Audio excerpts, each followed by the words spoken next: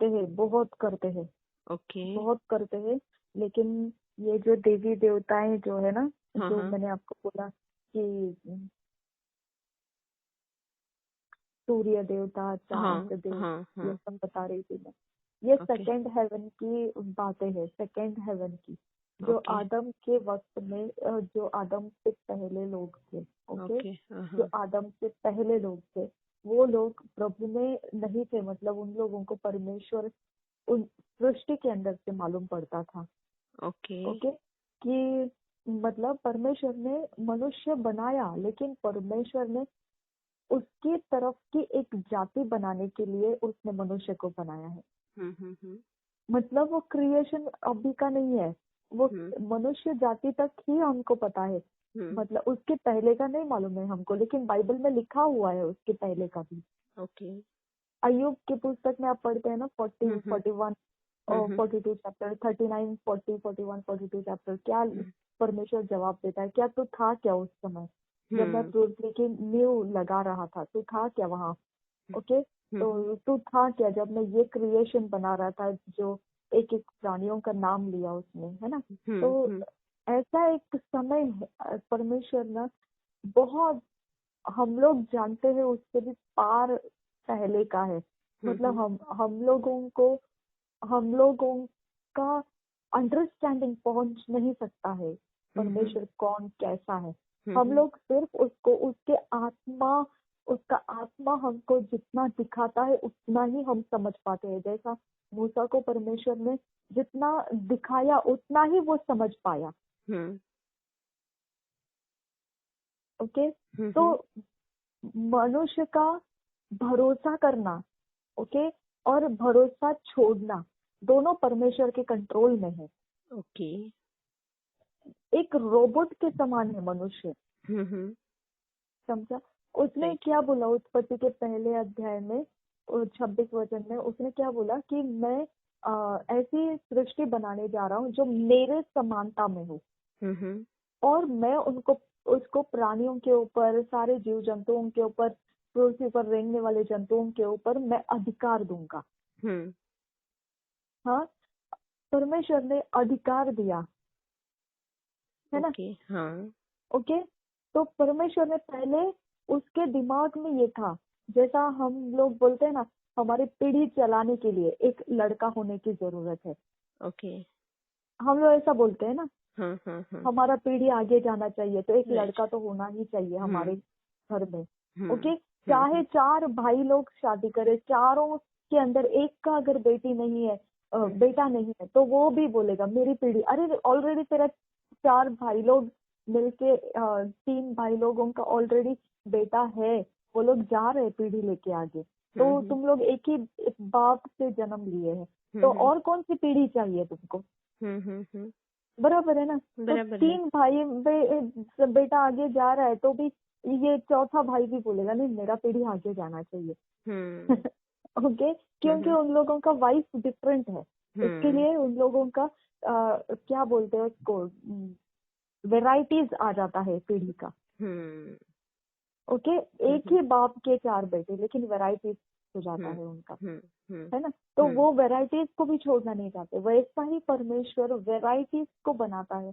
तो उसने जीव जंतु प्राणी सब बनाया, तो उसने ये वैरायटी एक रखा परमेश्वर ने कि उनके ऊपर प्रभुता करने वाला मेरे समानता में एक जाति रहेगा, ओके। समझा? हम्म हाँ, तो वेराइटीज है, परमेश्वर ने बहुत कुछ बनाया है, और बहुत कुछ के ऊपर उसने बहुत कुछ काम करके रखा है जो अभी तक हमारे तक पहुंचा नहीं है, वो हमारे तक हमने जाना नहीं है वो, ओके। समझा? तो इसके लिए हम गलती नहीं करना है ये बात को कि हमारे साथ ये क्यों हो रहा है या वो क्यों हो रहा है या ऐसे क्यों हो गया, नहीं। हमको उस वैरायटी के अंदर एकदम परफेक्ट रहना है, समझा? जिस वैरायटी के अंदर परमेश्वर ने हमको रखा है ओके। एकदम परफेक्ट बनना है उसके अंदर हमने, हम्म समझा? हम्म। हमको शैतान के जगत का वैरायटी नहीं बनाया परमेश्वर ने, हमको ओके। उसके उसके शुद्धता का, उसका पवित्रता का वैरायटी बनाया है। यानी ओके हमारी क्वालिटी उसने नया सृष्टि में वो रखा है जिसे पवित्र कहा जाता है। ओके ओके, जिसे धर्मी कहा जाता है, ओके जिसे परमेश्वर के आराधक कहा जाता है। वैरायटी है वो हम, ओके उसमें हमको कलंकित नहीं होना है। ओके समझ में आया? समझा। अगर हम कलंकित हो रहे हैं ना, तो हम्म उसने हमको दिया है जिम्मेदारी, कलंकित मत हो, तो रिटर्न ओके बैक आना है और कलंकित नहीं होना है। ओके समझा? हाँ तो हाँ हमारा वैरायटी कंपल्सरी परमेश्वरीय जाति का है। ओके, ओके कंपल्सरी, इसे कोई दूषित नहीं कर सकता है, इसे कोई कलंकित नहीं कर सकता है, ओके कंपल्सरी है। ओके, हम लोग ओके वो बीज में से निकले हैं जो कभी करप्ट नहीं हो सकते हैं। ओके समझ में आया? तो समझा। हम लोगों को ये बात ध्यान में रखने की जरूरत है कि ये वैरायटी एक पौधा है। हम्म। समझ में आया? हम्म ये एक वैरायटी है जो पौधा है, जो परमेश्वर ने बहुत सारे पौधे लगाए हैं।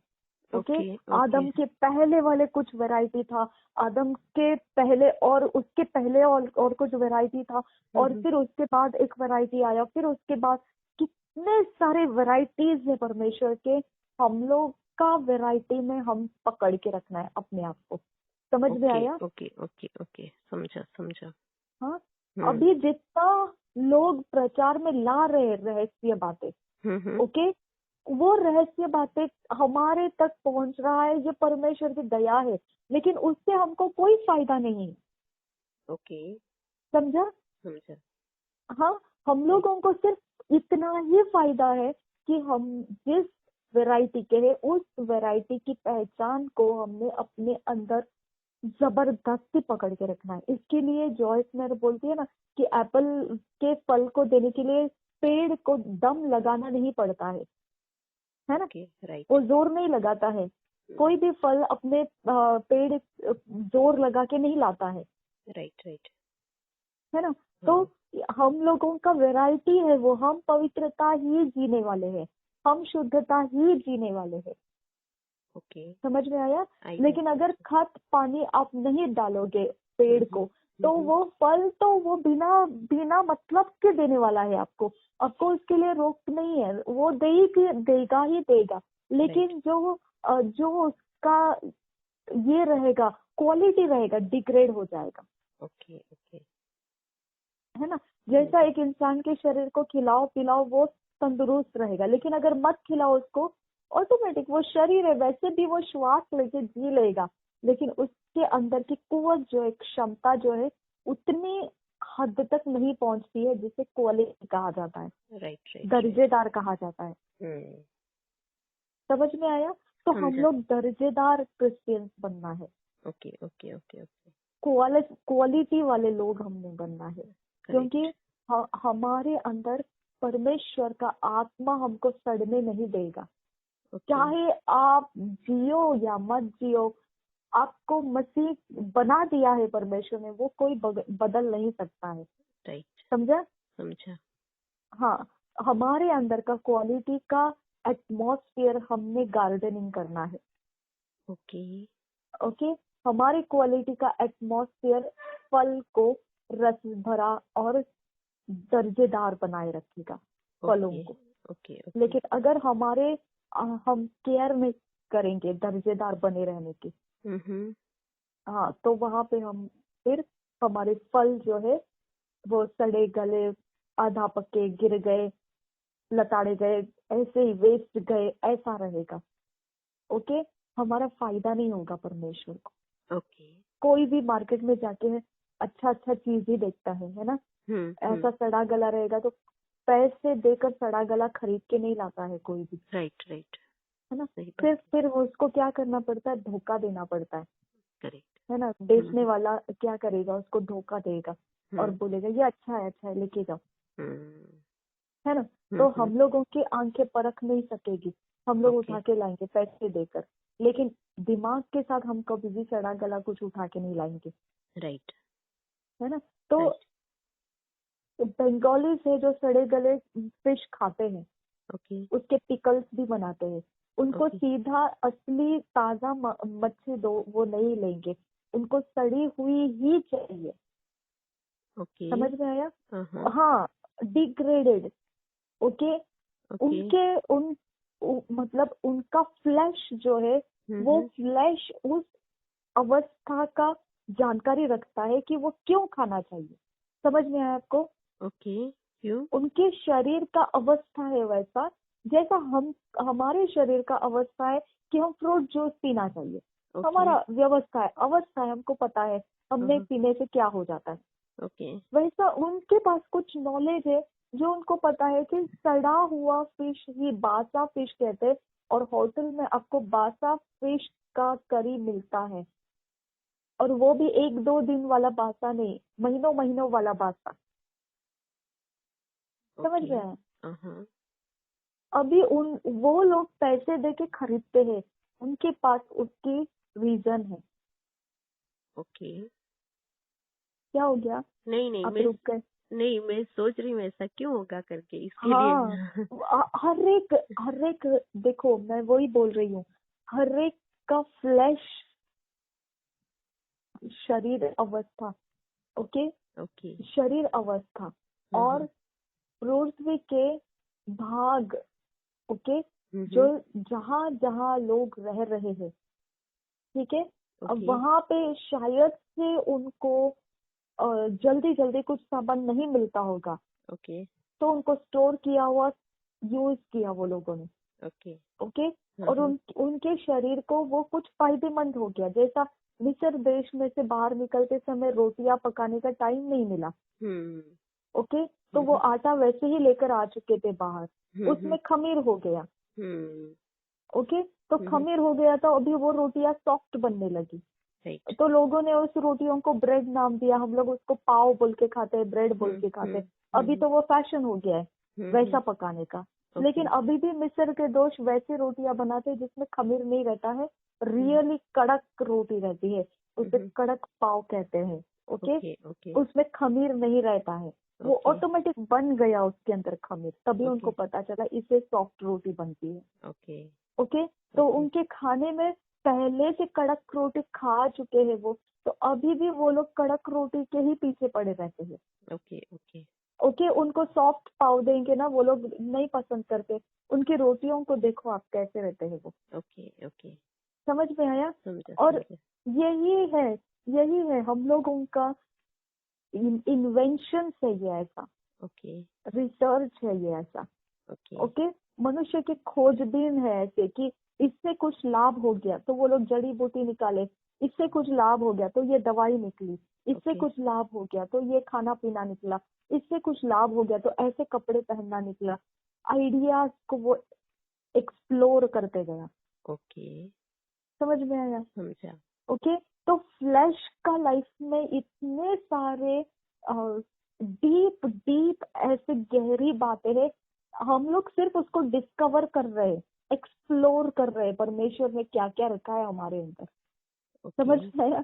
ओके, और फिर बाद में परमेश्वर ने ये फ्लैश को भविष्य नहीं रखा है। जो भी आप उपज कर लाते हैं वो सब नाश होने के लिए होता है। राइट। आप खरीद के लाओ वो खराब होने के लिए है, आप खाओ वो खत्म होने के लिए है, ओके, आप पहनो वो खत्म होने के लिए है, ओके, आप कुछ भी करो अपने अंदर से, आप जो भी एक्सप्लोर करोगे वो खत्म होने के लिए है। राइट। उसको फ्यूचर नहीं है। राइट। ओके, तो इसके लिए हम लोगों का क्वालिटी ऐसा है जो शरीर पर निर्भर नहीं है, स्पिरिट के ऊपर निर्भर। समझा? हम जितना एक्सप्लोर करेंगे वो ही बातें अनंत काल के लिए रहने वाली है। ओके, वचन के अंदर से हम परमेश्वर को जितना एक्सप्लोर करेंगे, जितना डिस्कवर करेंगे, जितनी उसके, देखो मूसा ने क्या सवाल किया, तू मुझे तेरी महिमा दिखा, ओके, और परमेश्वर ने क्या बोला, तू मुझे शो मी योर ग्लोरी। तो परमेश्वर ने बोला देखो हम वचन में जाएंगे, दो चीजें हैं, ओके, परमेश्वर ने बोला तू मुझे नहीं देख सकता है लेकिन मेरे पीठ को देख सकता है, ओके, और जब वो पास हो रहा था तब कुछ बातें वहां पे बोली जा रही थी। यानी आपको समझ में आना चाहिए परमेश्वर मनुष्य के साथ इंटरेक्शन कैसा करता है। ओके। हाँ, ये ऐसा महाभयंकर परमेश्वर है कि कोई सेकंड हेवन या कोई थर्ड हेवन या कोई दुनिया की ताकत या कोई भी एरिया ऑफ लाइफ उसका सामना नहीं कर सकती है। ओके, समझ में आया? आई बात समझ में। हाँ, लेकिन मैं आपको बता देती हूँ ये बात, आपका आपका रेवलेशन इसे पकड़ना चाहिए। जैसे आपको अभी किसी ने बोला चेयर पर से उठकर खड़े हो जाओ, तो आप पहले तो ये देखोगे ये बोल कौन रहा है, ओके। है ना। दूसरा, अगर वो अथॉरिटी पर्सन है, मतलब समझो अंकुर नरूला मिनिस्ट्री में से आपको बोला जा रहा है, तो वहां का एक वॉलंटियर भी बोलेगा आपको उठकर खड़े हो जाओ, तो आप उठ के खड़े हो जाओगे। क्यों? क्योंकि वो मिनिस्ट्री के नीचे खड़ा होके बोल रहा है। ओके, समझ में आया? समझा। एक वॉलंटियर। ओके, समझ में आया? तो समझ में। हाँ, अगर इतना अथॉरिटी का प्रभाव एक इंसान को मूव कर सकता है, ओके, है ना, एक इंसान को मोशन में डाल सकता है, एक्शन में डाल सकता है। Okay, okay. और अगर कोई भी ऐरा गहरा आएगा, आपका नंबर है सीट का, आप बैठे हैं और आपको बोलेंगे उठो खड़े हो जाओ, तो आप क्या बोलोगे? प्रॉब्लम क्या है आपको? उल्टा जवाब पूछोगे। ओके, है ना। नहीं, मैंने ऐसे सोचा कुछ आपको प्रॉब्लम हुआ क्या, मैं यहाँ पे, ये तो मेरा ही नंबर है, ये मेरा सीट है। आप बात बढ़ाओगे उसके साथ। Okay, okay, okay, okay. जब प्रूफ करने की बात आएगी तो आप प्रूफ करके बताओगे ये मेरी जगह है, आप मुझे क्यों उठने के लिए बोल रहे हैं। पोजीशन, ओके, सेम फाइट मनुष्य का और शैतान का है। समझ में आया? आई बात समझ में। ओके।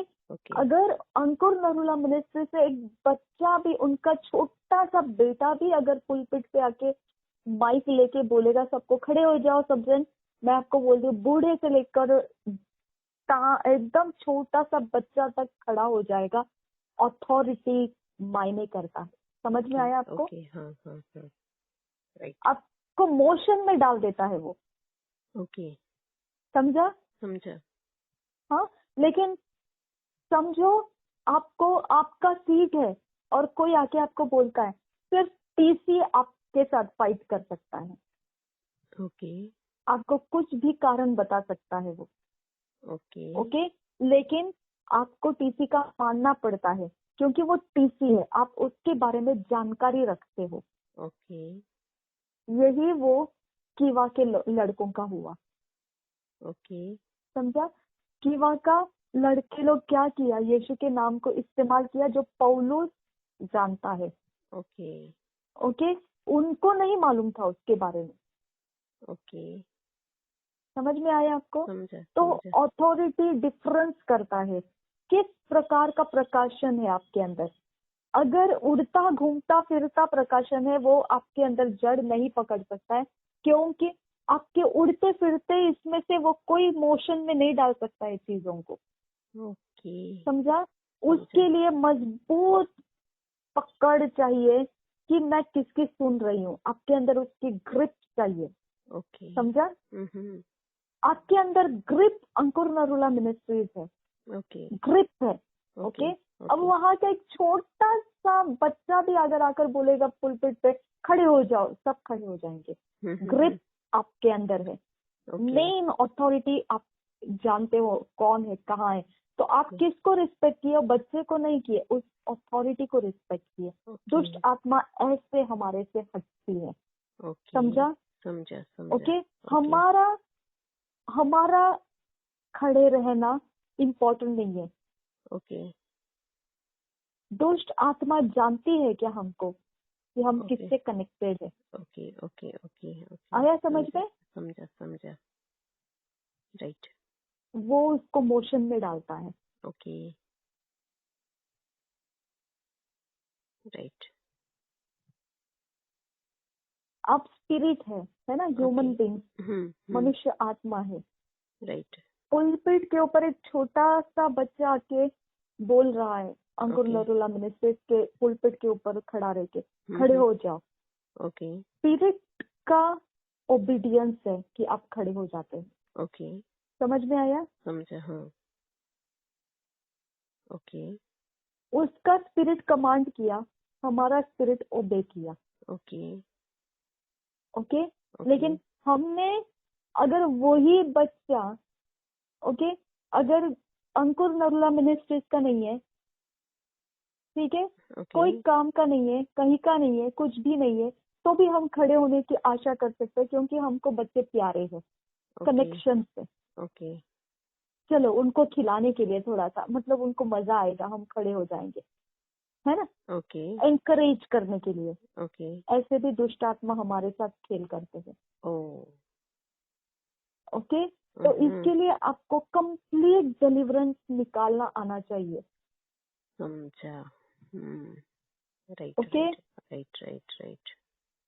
ऐसा भी दुष्ट आत्मा खेल खिलौना करता है और हमारा आज्ञा को ऐसा भी मानता है, जैसे हम अंकुर नरूला मिनिस्ट्रीज के अंदर से छोटा बच्चा भी अगर बोलेगा तो हमारा स्पिरिट अलर्ट हो जाता है, एक्टिव हो जाता है, मूव हो जाता है। ओके, अगर सबको बोला चलो उठ के बाहर खड़े हो जाओ, कोई एक दूसरे को सवाल नहीं करेगा, जाएगा। वही बच्चा बोल रहा है उठ के बाहर आ जाओ, इधर खड़े हो जाओ लाइन से, वो सब खड़े हो जाएंगे। अथॉरिटी उसकी मूव कर रही है उसके शब्दों को। समझ में आया? समझा समझा समझा। वो बच्चा है, उसके शरीर में ताकत नहीं है। ओके। हाँ, फूक मारेगा तो उड़ जाएगा, वो ऐसा बच्चा है। लेकिन आप मार के देखो उसको फूक, और फिर अंकुर नरूला मिनिस्ट्री जब फूक मारेगी तब पता चलेगा, है ना? समझा। राइट। है तो कुछ भी नहीं उसमें। Correct correct. फूक मारेगा तो उड़ जाएगा, लेकिन फूक मार के देखो, अंकुर नरूला मिनिस्ट्रीज दिखाएंगे फिर आपको क्या है। समझा। हाँ राइट। हाँ, तो इसके लिए एक आदर भरा भय रहता है और एक पनिशमेंट भरा भय रहता है। ओके, समझा? ये आदर है आपको अंकुर नरूला मिनिस्ट्रीज से। हम लोग आदर के साथ है, इसके लिए उनके यहाँ से एक छोटा बच्चा भी आवाज करेगा तो हम उसको ओबे कर लेते हैं। Right right right. क्योंकि आदर उनको है, बच्चे को नहीं, उनको आदर है, उनकी ओर से पुलपिट पे आया है, तो डेफिनेट है कि हमको ओबे करना है। Right right right right. Okay, और वो भी आदर इसीलिए क्योंकि वो परमेश्वर के ओबीडियंस में है। वो परमेश्वर की आवाज लाते हैं पुलपिट के ऊपर। चैनल है वो परमेश्वर की आवाज पुलपिट पे लाने का। तो हम परमेश्वर को मेन आदर देते हैं। ओके, तो वो प्रेम भरा आदर है। हाँ, अभी वही अगर हम लोगों को पुलिस वगैरह ऐसा कोई बोलेगा उठ के खड़े रहो, तो हम खड़े रहेंगे, चाहे हमारा गुनाह नहीं है। समझ में आया? चाहे हमको वो पसंद भी नहीं है, लेकिन पनिशमेंट का डर है। अगर ओबे नहीं करेंगे तो पनिश होगा। समझ में आया? हाँ, अब बोलोगे कि ये मेरी जगह है, ये पुलिस है, लेकिन उसको क्या प्रॉब्लम है? ये आप दो बातें बढ़ाने की कोशिश भी करेंगे तो भी डर डर के बढ़ाएंगे, क्योंकि आपको मालूम है वो कोई भी फंदे में पकड़ लेगा मुझे। मिस्टेक में पकड़ सकता है, उसके पास रूल्स है, रेगुलेशन है, नॉलेज है। मेरे से थोड़ा भी मिस्टेक हो गया तो गया काम से। उससे बेहतर है कि मैं उसकी मान लूं पनिशमेंट। ओके, तो ये वाला जजमेंट का एरिया शैतान के ऊपर हावी करता है उसको ओबे करने का। समझा? और परमेश्वर का प्रेम भरा ओबीडियंस परमेश्वर के स्वर्गदूतों को हावी करता है हमारे काम करने का। क्योंकि वो परमेश्वर से प्रेम करते हैं। वो हमको देखते हैं परमेश्वर की ओर से, और फिर वो हमारी आवाज को मानते हैं। अगर हम बोलेंगे ये चाहिए, वो रास्ता बना के देते हैं, क्योंकि वो परमेश्वर से प्रेम करते हैं और परमेश्वर के प्रेम को हमारे अंदर देखते हैं, तभी वो हमारा ओबे करते हैं। समझ में आया? समझा। लेकिन दुष्ट आत्मा हमारे अंदर का परमेश्वर का जजमेंट देखते हैं। ओके, वो अथॉरिटी और जजमेंट, पनिशमेंट को देखते हैं। ओके। ओके, अगर हमको नहीं मालूम है, एक एक पुलिस अगर आके बोलता है उठो खड़े हो जाओ, वो मार खा के भी बाहर आ सकता है। राइट। क्योंकि उसको मालूम नहीं है ओके कौन सा रूल है, क्या रूल है, किस प्रकार से हम लोग किसी के ऊपर दबाव रख सकते हैं। वो इंटेलिजेंस, वो स्टडी आपको मालूम होना चाहिए कि आप क्यों दुष्ट आत्मा के ऊपर दबाव डाल सकते हैं। ओके। ओके, अगर उसने ये किया तो आप क्या कर सकते हैं। ओके। हाँ, अगर उसने वो किया तो आप क्या कर सकते हैं। ओके। समझा? आपके पास क्या नॉलेज है उसको मारने का, ओके। ओके। कि वो दबके रहे आपके सामने। ओके, आपको ये नॉलेज भी रखना जरूरी है कि वो किस प्रकार से आपके पैरों के नीचे रहेगा। ओके।